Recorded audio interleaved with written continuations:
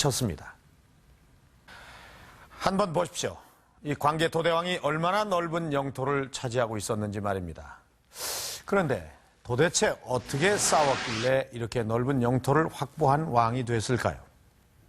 삼국사기에 아주 재미난 기록이 있습니다. 담덕 능 용병 부득 출거.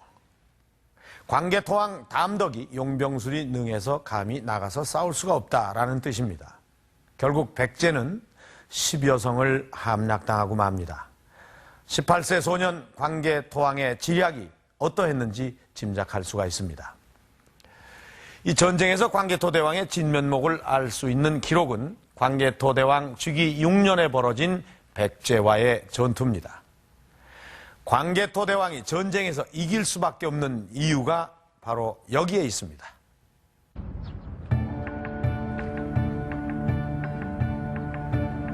불과 30여 년 전 평양까지 쳐들어와서 광개토대왕의 할아버지 고국원왕을 전사시킨 백제를 치기 위해 광개토대왕이 군사를 일으킨 것은 396년, 광개토대왕 즉위 6년의 일이다. 이 전투에서 광개토대왕의 전략은 당시로선 누구도 생각지 못한 기발한 것이었다. 일반적으로 고구려의 진경로는 평양 개성을 지나 임진강을 건너는 루트로 알려져 있다. 예로부터 임진강은 고구려와 백제를 오가는 중요한 길목이었다.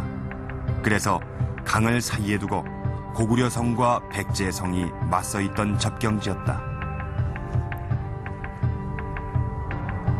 특히 호로곡이라고 불리는 이 부분은 강폭이 좁고 강이 얕아서 말을 타고 단숨에 강을 건널 수 있는 천혜의 요지다.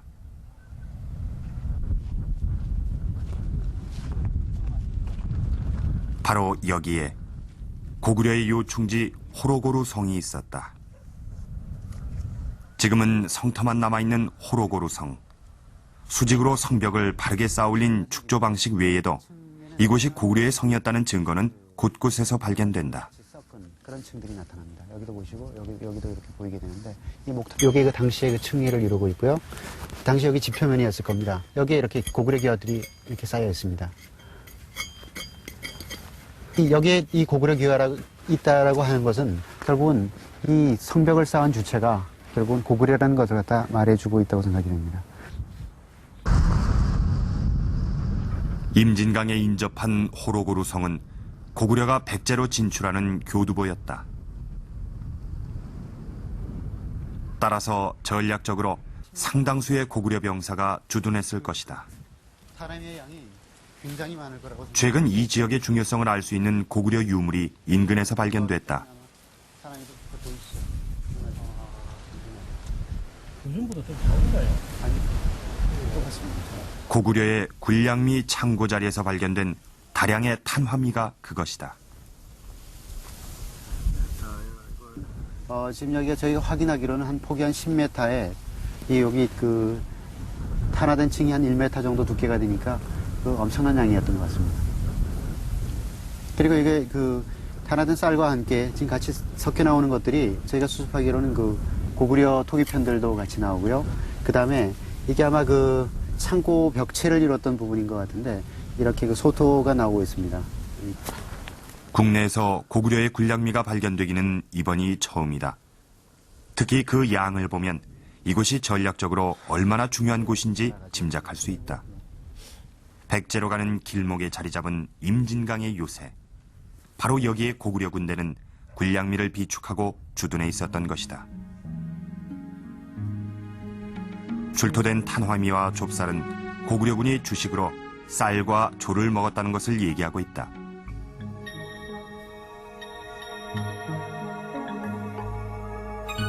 당시 백제를 공격하기 위해 나선 고구려 병사들은 어떻게 구성돼 있었을까?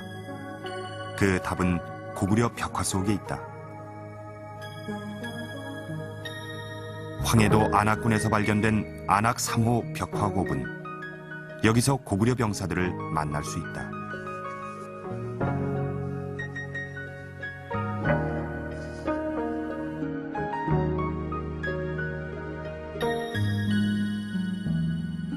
병사들은 무기의 특성에 따라 각기 모습을 달리하고 있다. 그러나 표정은 한결같이 진지한 모습이다.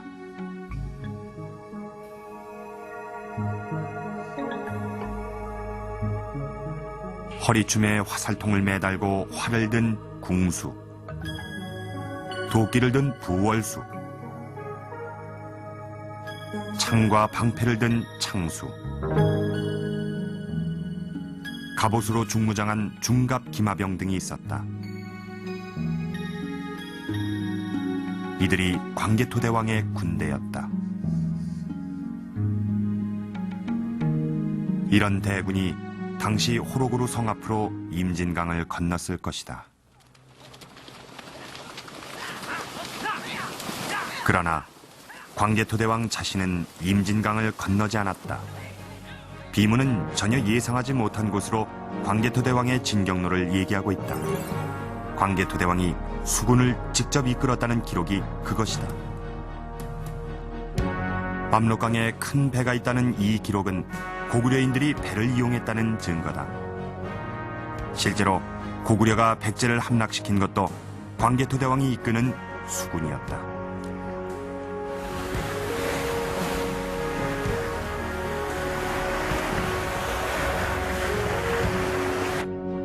그렇다면 고구려 수군이 상륙한 곳은 어디일까?